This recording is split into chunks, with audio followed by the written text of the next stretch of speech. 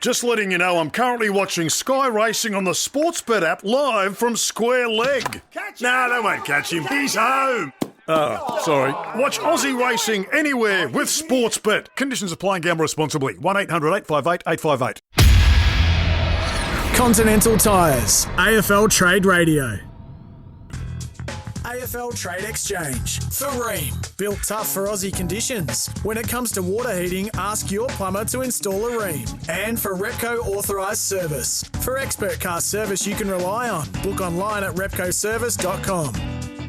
Hello and welcome to AFL Trade Exchange on Continental Tires, AFL Trade Radio. When you need tyres, ask for Continental, continental-tires.com.au. I'm Riley Beveridge, and as per usual, I'm joined here by Mitch Cleary and Cal Toomey. G'day, boys. Good afternoon, Riles. Looking forward to seeing the free agency evolve over the next hour, hoping maybe we might be able to find out the compo for Jake Kelly in that time too. Yeah, yet to come through at this point. Obviously, the deal has been struck. He's a bomber, but the Crows still waiting to find out the compensation there.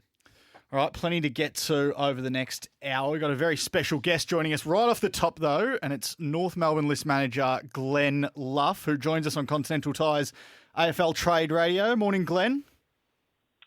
G'day, Riley. How are you? Good, thank you, mates. We might get started. You've got a big trade period ahead of you. Might get started with Cal Coleman-Jones. How do you expect this one playing out? Because obviously he's requested a trade to North Melbourne. He's talented young ruck forward from the Tigers. How do you see this one playing out over the next fortnight?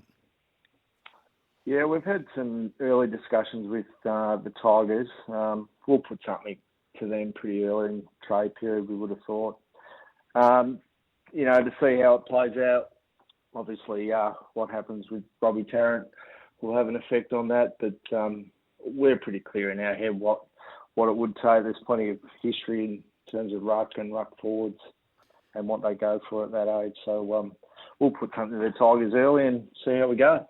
Do you expect that one to go through? There's obviously been a bit of talk about the pre-season draft there with Cal Coleman-Jones if a deal can't be organised. Do you expect that to happen via a trade, though? I would have expected. Hopefully, it doesn't get to that point. We don't want to use that to get him through the door. But we're pretty comfortable that something should get done.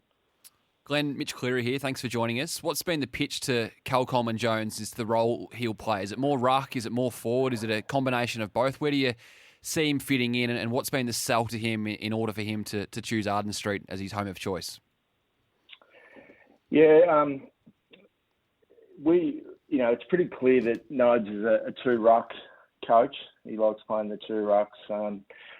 Clearly, we've got Todd Goldstein, who's been a great player for us for a long time. But we had to look at the long term in terms of our ruck stocks. We've got Tristan Cherry as well. But we feel Cal's more a ruck forward rather than a forward ruck. Probably hasn't got that opportunity at the Tigers, and he was keen to get more opportunity in the ruck, and we think we can provide that. Goldie played a lot more forward last year, and it's clear that he can do that. So in the short term, they can clearly share the ruck duties. And long term, we think Cal's a really good option in the ruck. Glenn, Cal Toomey here. With Cal Coleman-Jones, do you use pick 20 as part of that deal, or are you keen to keep that and maybe look at 38 to be involved? Yeah, we're keen to keep pick 20, 38, something around that region. That's what history tells you, that gets these deals done. So we'll be looking in that area. Right, free agency's open today. You've got an unrestricted free agent who doesn't have a deal on the table at this point. Trent Dumont. Where does it sit with Trent and North Melbourne Footy Club? Yeah, he hasn't got a contract. You're right there. It's got to a point where list spots are a bit tight. So Trent, along with another three boys, are sort of in the wait and see basket to see how trade period pans out. So look, we'll have to assess that once we get through the trade period and see where we sit with Trent. Is it the expectation now? Is it a feeling that it's unlikely that he'll be at Arden Street next year? Not sure, mate. We had to get into sort of looking at the list and needs and what was out there. So it got to a point where we had to start talking to other players and assessing our list. And as I said, mate, we got to get through the trade period and see where Trent sits in that. Robbie Tarrant, a champion of your football club for so long, obviously going to join Richmond on a 2-year deal during this year's trade period. How did that one go down, and what was your final offer to him? Well, clearly we wanted Robbie to stay. As a North Melbourne player, he's played his 14 years and best and fairest winner, and he's an absolute great of our club. We had a 2-year offer on the table to Robbie. Unfortunately, he's picked another club in Richmond, but we get that. We understand where Robbie's at in his career, where we are as a list, and where we're rebuilding. So, look, we totally understand where Robbie's coming from and why he would choose to chase that premiership somewhere else. But again, I'll say it again, we're pretty disappointed to lose him. We would have loved for Robbie to be a one-club player, but that's how it's panned out. There's been a lot of talk, obviously, with the free agency compensations and those picks getting diluted if one club brings one in and loses a player via free agency. Given Richmond's just lost Marby Ochol this morning to Gold Coast, do you expect that to be a trade for Robbie Tarrant so they don't dilute their compensation picks? Yeah, we're not entirely sure. That's probably the gut feel that we have at the moment, but we're not sure. We're sort of waiting to see what happens over the next couple of days. Just on Robbie, where did it get to in terms of the 2-year deal? We understand the 1-year deal was on the table for some time. And how late in the piece did that change? And then off the back of that, do you need to go and find some extra key defensive depth given his departure? Yeah, originally it was 1 year. We got to a 2-year offer in the end. When you're assessing those things, you have to look at the longevity and the rest of the list. Robbie's he's into his 15th year next season, so we had to take that into account. In the end, it was 2 years, and we think it was a pretty similar offer. But obviously, he's left to chase some success. In terms of the depth of our key positions, we're not going to panic too much. I mean, it'd be easy to go out and get a delisted free agent around the 28 plus age, but we think it's an opportunity for a list spot and to bring something through the draft and develop from a young age. So I think the initial reaction is, oh, well, we have to replace him. But we've got Ben Mackay, we've got Josh Walker, Aidan Corden. He played 2 games for us last year, and we're really excited about what Aidan can bring. So he can play tall. And we've got Aidan Bonner and Lockie Young that can play a bit taller. So we're not panicking. But there's no doubt in the long term, and from a drafting point of view, we need to look at that space. While we're on the draft, Luffy, you've got pick 1. Is it on the table for any deal? Could you move it? Is there anything that could make you shift on pick 1?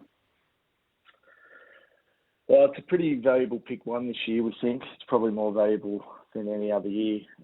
We'd be silly not to take calls and hear what's being put to us.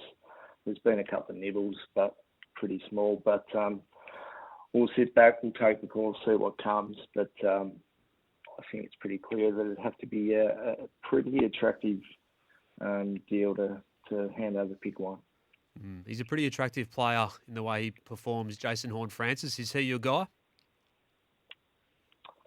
Still going through the process, Cal. We've got 7 weeks to the draft, mate. So clearly we've tracked Jason and a lot of those guys in that area. But he's had an outstanding 2 years playing league footy at his age. He's clearly a special talent. So no doubt he'll be talked about heavily. Did you speak to him yesterday? We've caught up. We've caught up and organised a catch up. We saw the reports yesterday. I mean, to be clear, where we were with Jason, we were keen to get in front of the families, all families, and Jason was no exception. COVID hit, so we weren't able to do that. And then it got to a point where, there was no restrictions sort of being lifted. So we were really respectful of his finals for South Adelaide, given his age, and it's a big deal. So we were waiting for his footy to be finished and then hook up a meeting and meet the family and see what he's about. I guess the last factor on pick 1 as well is the bidding discussion, and Nick Dacos has been fantastic all season as well. Have you had any discussions amongst your own group around whether you would bid on Dacos at pick 1 and take Horn Francis the next pick, or just go with the player that you view the best player in it who's available to you? Yeah, as I said before, Cal, we've got 7 or 8 weeks until the draft, so there's plenty of time to talk about that. We haven't really got too in-depth into it at the moment. Tom Lynch, our colleague here, Mitch Cleary, reported over the weekend that he's going to join the club. What capacity do you see that being in, and do you think he will be part of your playing list in season 2022? Yeah, we're still working through that, Riley. The boys are really excited about it. Nobes and Pete Uni have clearly got great knowledge of what Tom's about and what he can bring to the table. He's clearly got a real passion for coaching and wants to get to that point. How we acquire him, we're still working through that. There's clearly the rookie list is an option. There's a VFL option. That'll sort itself out in the next few weeks. Glenn, how does that play out from the footy club? So you're looking after the list, Brady Rawlings and others looking after the soft cap in the footy department. What's the toing and froing between, well, we want Tom Lynch there, but it might be part of the list. Do you have to put your stake in the ground and make sure that there's all parties having their say on him, whether he and how he's being paid? Yeah, we're pretty united, Mitch, in where we want to get to. From list management point of view, we've got a really young forward line, and it's our youngest line on the list. So, to bring in someone of his quality to teach our young, exciting forwards is, it's a no-brainer. Glenn, there was a lot of talk last year when you took Will Phillips and Tom Powell early in the year. You obviously overlooked some key position players like Logan McDonald in that draft. How do you see the state of the list at the moment? You've obviously brought in Jacob Edwards in the mid-season draft period, and you've got Charlie Comben coming back from injury. How do you see the state of the key position stocks at North Melbourne? Because I think there's a lot of Kangaroo fans, or there would have been a lot of Kangaroo fans last year questioning the decisions that were made in terms of going for midfield depth over key position talent. How do you see that at the moment? Yeah, it's interesting, Riley. Everyone's got an opinion on your list, and we're pretty consistent in how we talk about these things, and we don't want to reach for something just because there's a need or a potential need or what people think there's a need. And Will Phillips is our guy. We wanted Will into the system, and the whole package really, the leadership and his football. And so Will was our guy. In terms of the tools, I felt like this time last year, but I think Logan McDonald was going to be the last tool ever available. So we were sort of quietly laughing at that commentary. There's always opportunities. We didn't predict Jacob Edwards to be there in the mid-season, but he was. It's an opportunity, you grab it. We were confident Charlie Comben. Larks has had you stack up his numbers against any fifth-year player as a key forward, and it's right up there. So we were never in a panic in terms of the key position players. As I said before, we need to look in the key backspace long term. And the other thing is, you look at next year's draft, and it's a very tall draft. Our projections are sort of saying so. We're really comfortable in what we did last year. Glenn, Cal mentioned Trent Dumont and where that one sits at the moment. Can you just give North fans an update as to Sean Atley and also Tom Campbell, more specifically on Tom as to where he fits in now with Sherry, Goldstein and Coleman Jones sort of all taking those ruck forward positions? Yeah, as I said before, Mitch, it's a wait and see for those guys just to see how the trade period plays out. You never know what things can happen. We learnt that lesson last year with a few of the things that happened in trade last year. So, yeah, unfortunately, it's a wait and see for those guys. I think a lot of clubs are in that position with a few players. So Sean Atley's in the same sort of basket there. He's been a great player for us. And we've communicated really early with Sean at where it's at. And, hopefully there's a spot for him.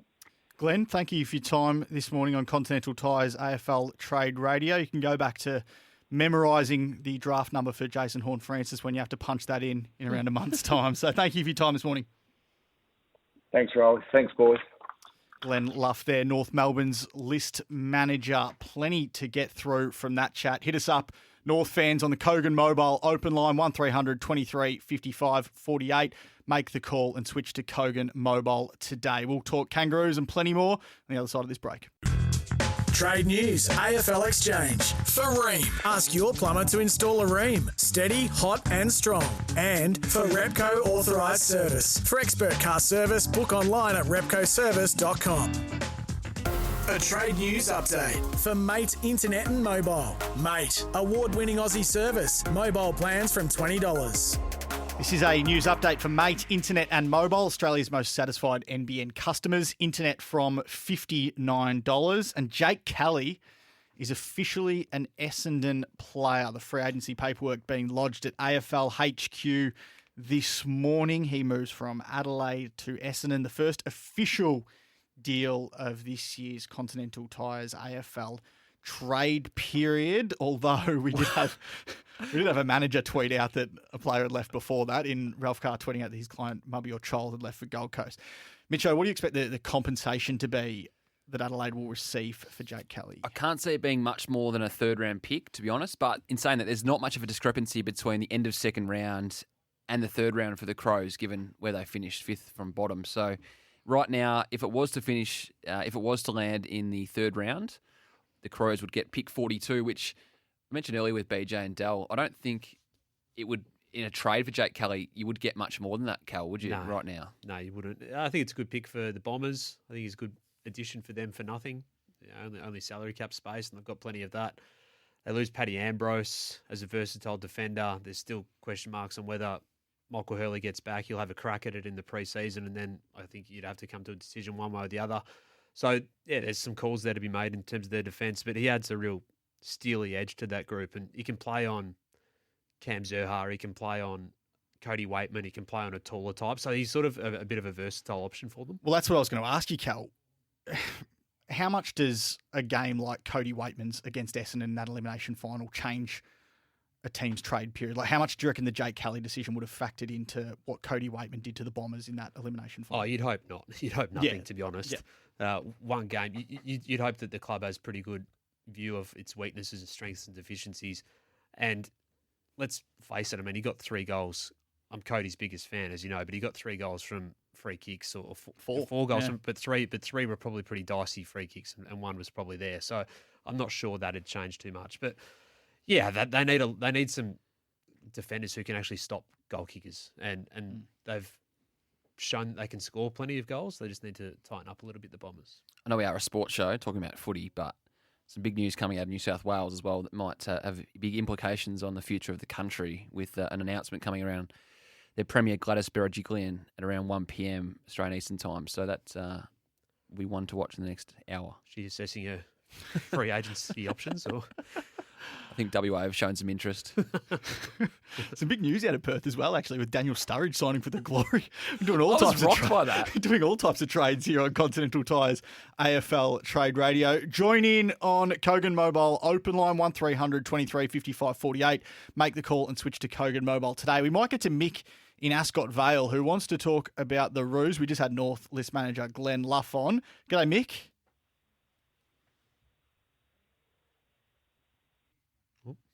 The sort of the draft pick that North are going to make after, assuming that they pick Horne-Francis. I'm pretty intrigued sort of around like the prospects that they might get in there potentially to add some pop off half back with the likes of Wilmot, Campbell Chesser. If Josh Sin slides, I mean, who do you guys sort of see potentially as an option for North at that pick 20, and what sort of list needs do you reckon they should be targeting with that pick? Yeah, you've thrown up a few names who could be in the mix there, Mick. Jacob Van Rooyen's another one who has pushed himself into the top 20 contention with his versatility at the second half of the season. Started the year a little bit poorly, I'd say. He had glandular fever as well that was discovered a little bit later on. So a key forward defender from Western Australia. Kicked the winning goal on the weekend, actually. when he moved forward late. Darcy Wilmot I like. He's a courageous half-back, does a lot of aggressive things off that half-back line. Tom Brown as well is a really good player, suited to the modern game, quick. He's a son of former cap Paul Brown, but won't be joining Geelong as a father-son because he didn't play enough games there. So we haven't probably seen the best of Tom Brown either, I don't think. So he's another one who I think who should be in that mix. And Sam Butler is a player who I've got big raps on. I think that... He's already played, doesn't he? Sam Butler? Yeah, he played in the 06 flag. We going there, are we? Sam Butler, he's Dan Butler's younger brother. So he's a very different player to Dan, though. He's not got that genuine line-breaking electricity sort of speed, but smart midfielder. I think he's probably a better player than Dan at the same age too. Do you think they go key position back or half back? Because it's a good point the caller makes. They probably do need a half back in that department as well. Yeah. But at pick 20, I don't know if you draft for needs. Yeah. Still the best available there. Tim in New South Wales wants to talk about the Crows and their draft picks. Yeah, so the problem I've got, I'm hearing this Fab 4 in the draft, and Adelaide going to stretch down to 6, obviously. Now, I think we were really fortunate to get Phil Thorpe last year, fantastic, but we're trying to pick the wrong year to finish bottom because we need an elite midfielder, and we just don't really have that. Laird was good this year, but I'm just curious. So, Hobbs and Ward, these folks, are they really any better than Matt Roberts? Because I really like Matt Roberts. And the problem with Sydney and the trade is 23 is not going to do it. How do you get there? Is trading the 4 to cut things to move Adelaide down a bit in the order and then take maybe a Matt Roberts and keep 23 or things like that. Yeah, I hear you. It's not a bad plan. Matt Roberts had a good season, no doubt. Played some senior footy, kicked 2 goals last week. He's sort of become in the shadow a little bit of Jason Horne-Francis at South Adelaide. So has played some significant senior footy as well in the sample. So some runs are on the board for him despite an ankle injury mid-year. At the top end, look, I know we talk about the Fab 4, and that's my view, but I do feel like the next group are really, really good too. So I wouldn't be too concerned. I'd be pretty excited, to be honest, if I picked up Ben Hobbs in my midfield. And I'd be pretty excited about Josh Ward as well. And Josh Shelley is someone that I wouldn't keep out of the mix for the Crows either. I think they've been looking for a small forward for a while now. They might have shown some interest in Ben Ainsworth through the middle of the year as well. And Essendon was in that mix as well, but he's obviously staying at Gold Coast. So I think that, if there's a match winner in that group, and we spoke about him yesterday, Josh Shelley, that he would be in that conversation as well. So Hobbs, Ward, Rochelle. Yeah, I think you can't go too far wrong, even if you don't get the proposed Fab 4. How much does Rochelle play like Toby Green, or am I completely off the mark there? Well, he's put that one forward, and that's the play that he likes watching. So there's a bit of that, a little bit of Robbie Gray too. I mean, Toby Green's a unique player because he started off his career as a 30-plus ball winner in the midfield and then became a half-forward, didn't he? And then became a full forward, really. So and then went back for a little bit and played a 30-plus midfielder last year. Crazy career. So it's pretty hard to do that. But I'd say he's a little bit more of a Robbie Gray type. I know that there is a difference, though, because he plays more forward than mid. And I think that's a little bit different. But, if you're looking at a small forward option, he's not a crumbing type of small forward who's dangerous just at ground level. That's I think, the thing that's worth keeping in mind for Rochelle. All right, we'll take one more quick call on the Kogan Mobile Open Line before we do. But I actually raised that because I wanted to segue you into some news that you had about Toby Green. Yes, well, the AFL Appeals Board will sit next Thursday to determine whether or not they extend his 3-match suspension for making intentional contact with umpire Matt Stevic. His captaincy could be on the line too. Don't go back into it. We'll get to God forbid he misses 3 weeks instead of 4. That hamstring he could do in the end of the season that might rule him out for 5 or 6. Take the captaincy off him. Well, it's funny you say that. I reckon the Hawthorn injuries might have impacted their captaincy last year with Gunston, Sicily, Tom Mitchell. How many games did Gunston play this year? 1. And Sicily? Yeah. Okay. No, but I'm saying if those guys were fit. Tom Mitchell had the shoulder injury on the eve of the season. We weren't sure whether he was going to play. So when was the captaincy announced? Would have been around when he had the shoulder injury, Tom Mitchell. We'll get to one more quick call on the Kogan Mobile Open Line, 1300 23 55 48. Make the call and switch to Kogan today. Get out to Malvern where we're joined by Digby, who wants to talk about the Saints trade period. It's not Digby Morale, is it? Yeah, hi.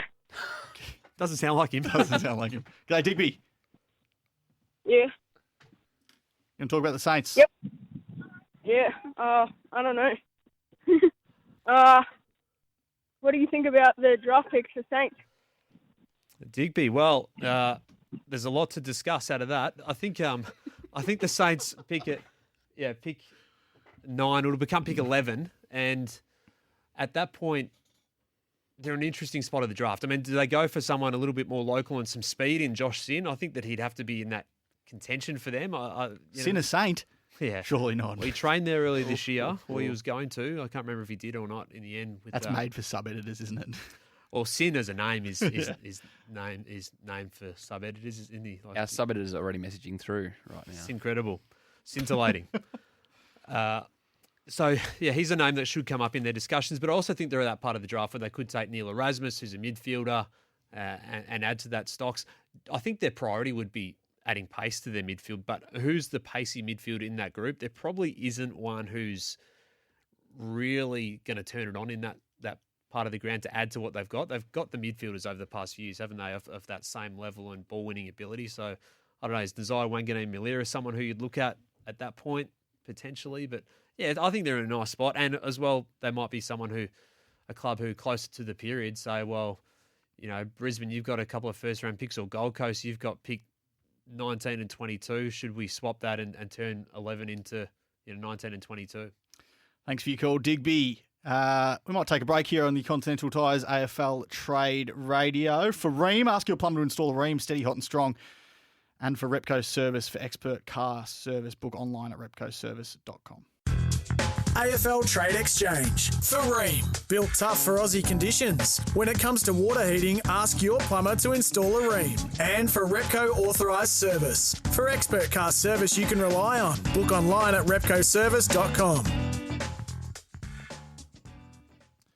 All right, we are back here on AFL Trade Exchange. For Ream, ask your plumber to install a Ream steady, hot and strong. And for Repco Authorised Service, for expert car service, book online at repcoservice.com. All right, 12:30, so we might get to one of our favourite segments. Who says no? For Sea-Doo. Your Sea-Doo, your way. Find a Sea-Doo model to suit your needs. Visit seadoo.com. It is Who Says No for Sea-Doo, your Sea-Doo, your way. Visit c-do.com. Mitcho, we heard Scotty Lucas talking about Darcy Fort, obviously the manager of Darcy Fort on Continental Tires AFL Trade Radio earlier today. Looks like he might be heading to Brisbane. Should that deal go through? Who says no? Darcy Fort to the Lions for pick 51.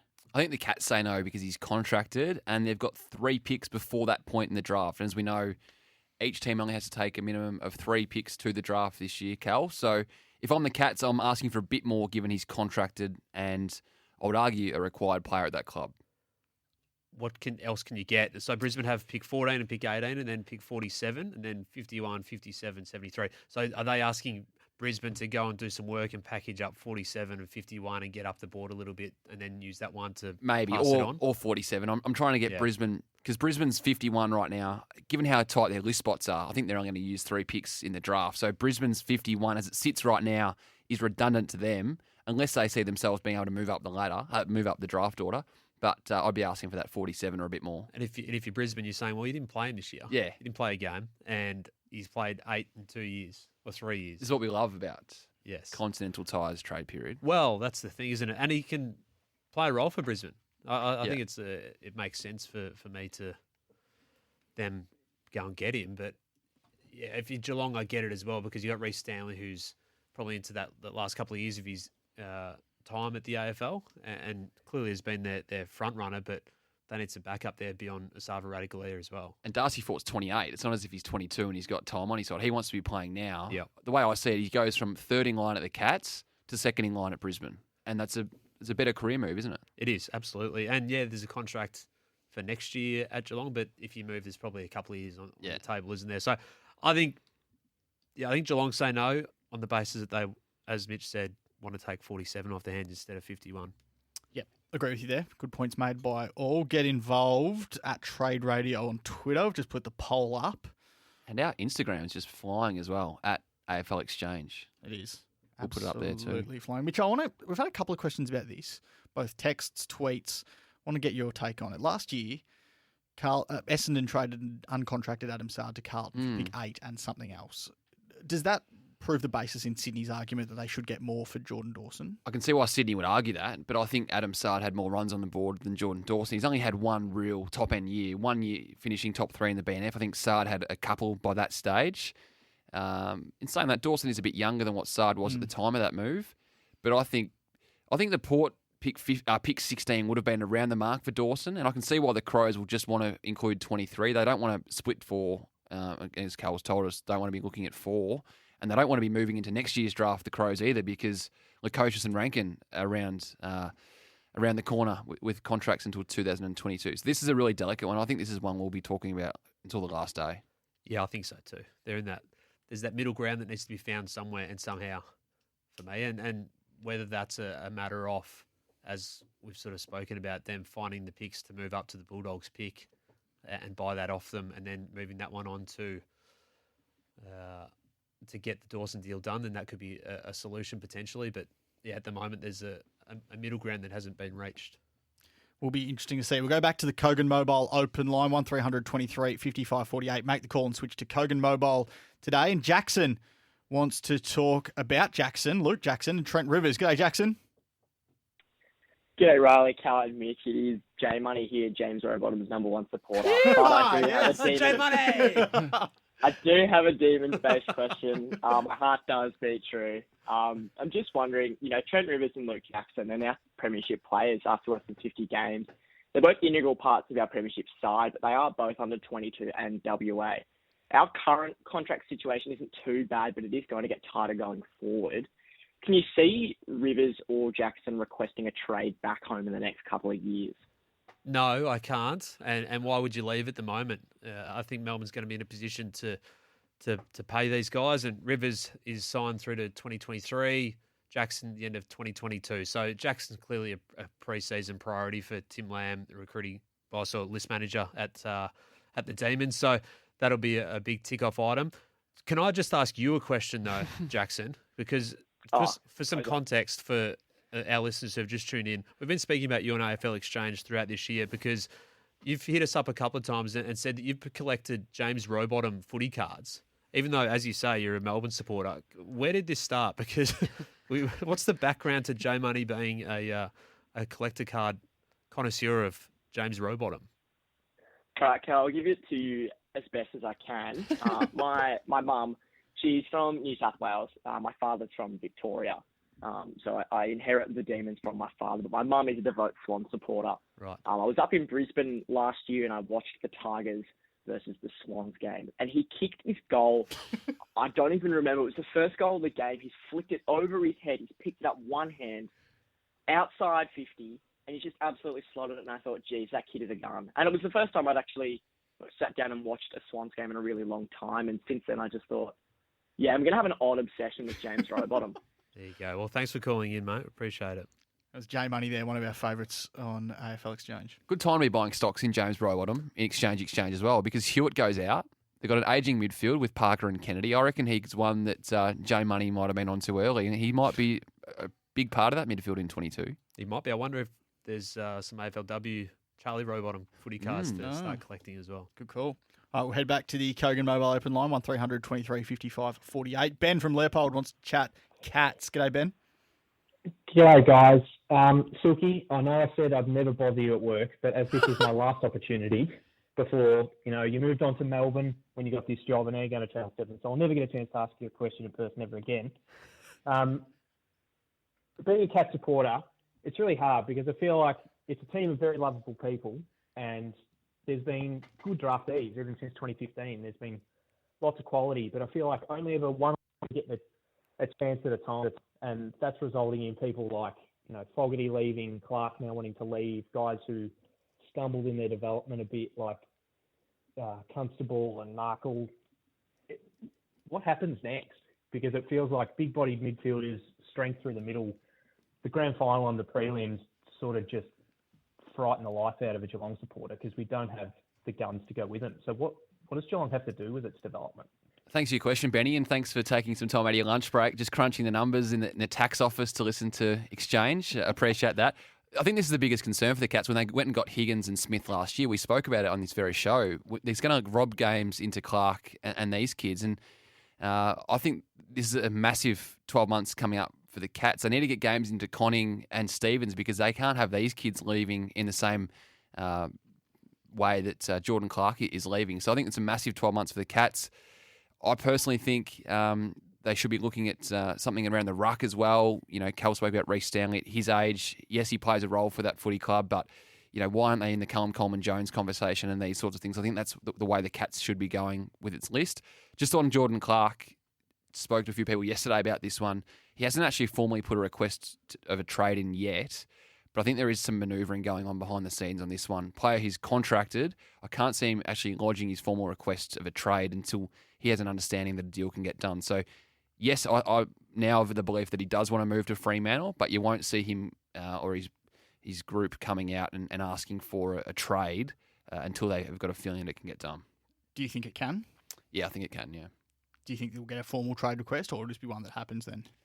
Maybe a formal trade request at some point next week, but I think there's still a bit of water to go under the bridge. That Fremantle pick 27 needs to form a key part of it, but I think the Cats will want a bit more. I think there's a bit of haggling to be done there, but I think he's in purple next year. Taken pick 15 or 16 and hasn't played much footy since he got drafted by Geelong. Do they have a leg to stand on there when you ask that question of pick 27? Well, the leg they've got to stand on is that they're losing senior players and he's contracted for another season. Where do you see it, Cal? Yeah, I think it'll happen, but I agree. There's some water to go under the bridge on that one. It'll be interesting to see how it plays out. You mentioned the younger players, Mitchell at Geelong. Who takes the step next year? Who establishes themselves out of those Narkle, Cooper Stevens, these boys that you mentioned? Who does become a senior regular next year? Well, the most damning thing for the Cats right now is looking at Melbourne's grand final team. They had 8 players 21 or younger.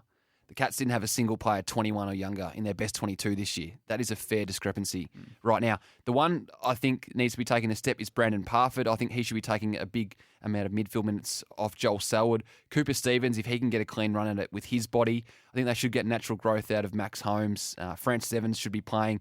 And then Sam De Conning's an interesting one if he's a key back or if he's a ruck.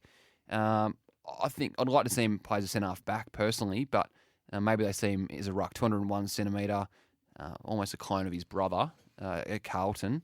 I think he should be the centre-half back for the future. All right, plenty more still to come on AFL Trade Exchange on Continental Tyres AFL Trade Radio. When you need tyres, ask for Continental, continental-tyres.com.au. Trade news, AFL Exchange. For Ream, ask your plumber to install a Ream. Steady, hot and strong. And for Repco Authorised Service. For expert car service, book online at repcoservice.com. A trade news update for the Beaumont Tiles Trade Club. This is a trade news update for the Beaumont Tiles Trade Club. Visit iCanWin.com.au. And if you missed the Continental Tyres AFL Trade Radio this morning, we had Scotty Lucas from Phoenix Management Group talking about Brisbane's interest in Darcy Ford.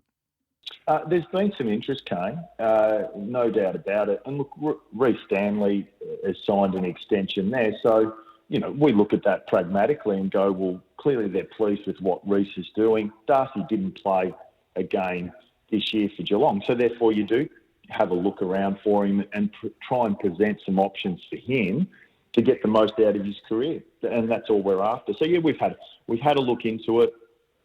Still a fair bit of work to do, but we're hopeful.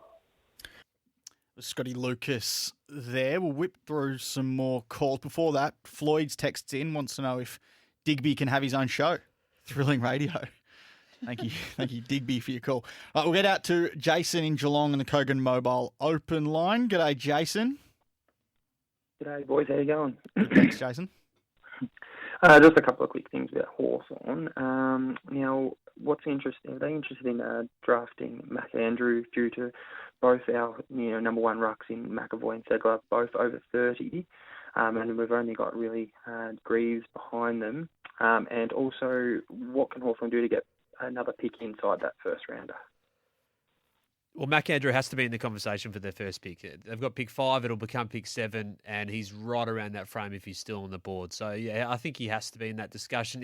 If you think about available tools, it's him and Josh Gibcus. Do they go Gibcus after taking a key defender with their first pick last year?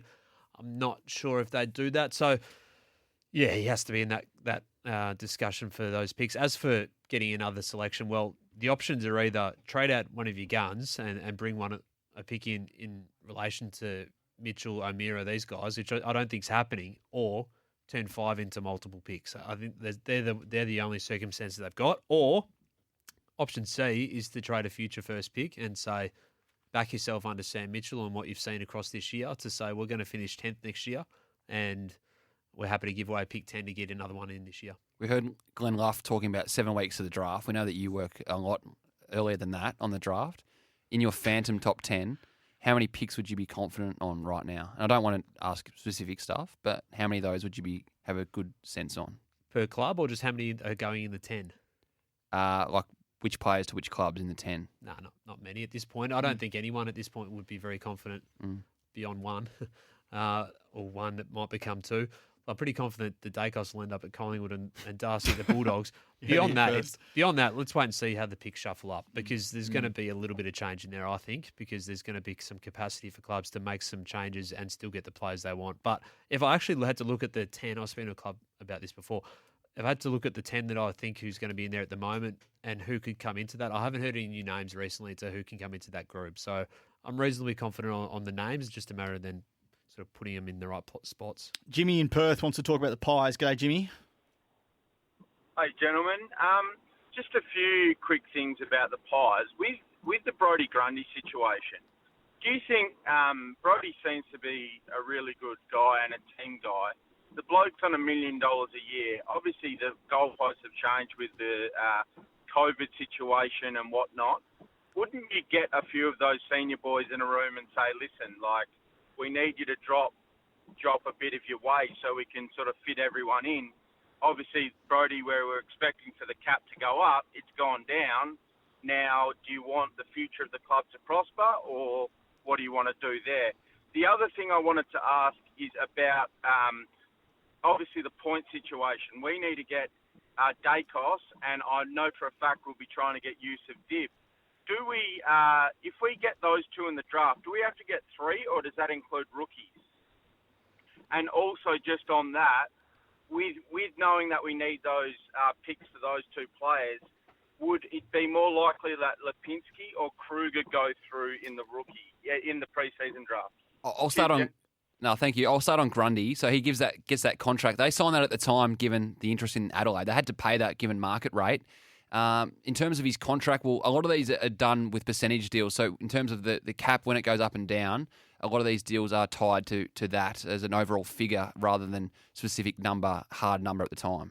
Just on the point situation, yes, you will be matching a bid for Dacos wherever that comes, 1, 2 or 3. As for Yusuf Dib, I don't think it's going to be a case where he's going to cost you many points, if any. So I wouldn't be too concerned about that wiping out too many points. He's a latter half of the draft selection. And given the lack of footy in Victoria over the past 2 years, I think that's going to be a reasonably free hit. So I don't think that's something that they'll be having too many concerns about points-wise. All right, thank you for everyone for joining us today on Continental Tyres AFL Trade Radio. When you need tyres, ask for Continental, continental-tyres.com.au. Just before we sign out, a very sad day for the AFL Exchange family today. Obviously, Mitch Cleary's last day with us. Mitch, just want to say on behalf of everyone here at AFL Exchange that it's been a pleasure and a privilege working with you over the last 3 and a bit years, and can only wish you good things for what's to come. Thanks, boys. Thanks for having me, and I've loved every minute of it. It's been one of the highlights of time at AFL Media, so thanks for having me on board, and I'm sure we'll still hopefully be friends in the future.